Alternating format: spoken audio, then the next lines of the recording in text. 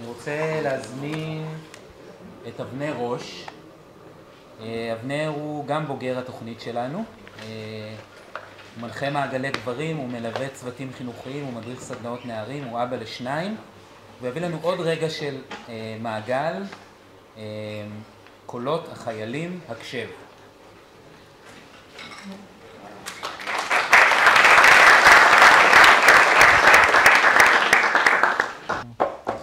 טוב.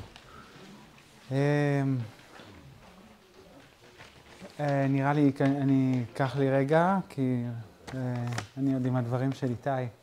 אני לא יודע איפה הוא. אז אני אצמד לדף, בסדר? כי אני עוד שם, כאילו. אני רק אגיד רגע מתוך מעגל שהנחיתי במיזם שנקרא הקשב, שזה מיזם שבעצם מזמין גברים ברחבי החברה הישראלית ביומיים האלה של יום הזיכרון למעגל, מעגל גברים. אני אקריא. התלבטתי מאוד אם להנחות השנה מעגל ביום הזיכרון. הכל נהיה יותר כבד, יותר עצוב, יותר קרוב. כל כך הרבה אובדן ושכול הצטברו אצלי בחוויה של היום הזה, ובראש שלי אני יודע בדיוק, זה המיזם שהוקם בשביל זה. אבל הגוף שלי עייף מלהחזיק את כל הכאב הזה. לא הייתי בטוח שיהיה מספיק נוכח כדי להחזיק את מה שיבוא. לא הייתי בטוח שבכלל יבואו. למזלי לא היה הרבה זמן להתלבט. נדרשתי להחזיר תשובה מהר כדי שיהיה אפשר להתארגן לזה מספיק מראש. וכך היה. הלכתי עם הראש וכל הזמן בדקתי מה עם הלב והבטן. הייתה בי הידיעה שהיחד של המעגל יוצרת רגעים של חיבור ומזמין ברוך ובקושי גם רגעים של צרימה וקונפליקט. למרות שחששתי שיגיעו מעט ואולי לא יגיעו בכלל, מתוך הבנה של לצאת מהבית ביום הזה, רגע אחרי הצפירה והטקסים, ועם כל המטען הזה שנצבר ועוד לשים אותו במרכז המעגל, זו החלטה לא פשוטה. באו 10 גברים, חלקם מכירים וחלקם לא. חלקם היו במעגל הקשב שנה שעברה, וחלקם זו פעם ראשונה במעגל גברים. הייתה הרבה מבוכה באוויר בהתחלה. גם עבורי כמנחה, הרגע הראשון הזה של המבוכה הציף ספקות. האם נשב ונשתוק? האם השקט הזה יגרום לאנשים שבאו להסתגר? האם מצליח להזמין את הגברים האלה בעדינות ונחישות, לקחת צעד קדימה למרכז המעגל? ואז הקסם הזה קרה.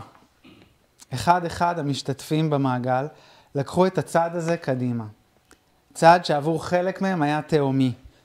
הם בחרו לתת קול למחשבות, תחושות ורגשות שלא נאמרו מעולם. לא בקול רם ואולי גם לא לעצמם. הם נתנו לנו במפגש הייחודי והחד פעמי הזה את הכבוד ליצור מיכל עבור הקולות הראשוניים האלה. בעוד אני מקשיב לכל אחד ואחד מהמשתתפים במעגל, אני זוכר לשים יד על הלב ויד על הבטן, ולהיות בקשב למה שעולה. כאב, אשמה, בושה, עצב, פחד, קיבוץ, שמחה והתפעמות. בלילה כשהמעגל הסתיים, אני בדרכי הביתה, והקולות שלהם לא עוזבים אותי. משפטים מתוך המעגל מהדהדים בי, ואני מבין עוד יותר לעומק ומתחזקת בי הידיעה שעשיתי את המעשה הנכון. הייתי רוצה לשתף אתכן ואתכם בכמה מהמשפטים, ואולי לאפשר לגברים נוספים להביא את הקול הייחודי והחד פעמי שלהם להישמע.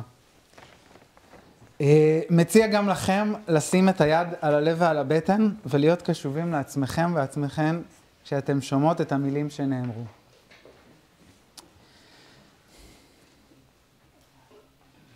התחלתי את השבוע בהלוויה של אחד מהנופלים בעזה. הרגתי אנשים, הרבה, לא יודע כמה. כמעט איבדתי את אח שלי בעזה. דוד שלי תומך בחמאס. אני לא מרגיש כלום, מין קהות כזו. אני מרגיש כאילו כולם מסתכלים עליי בגלל הפוסט-טראומה. הייתי רוצה להתעורר מחר ליום הזיכרון של שנה שעברה. זה כאב, אבל לפחות הרגשתי תקווה. תמיד הרגשתי שאני לא עושה מספיק, שאני לא מספיק גבר. איך כולם יצאו בסדר, ורק אני יצאתי שרוט. אני כל פעם עוצר את עצמי, מפחד להתפרק. תודה.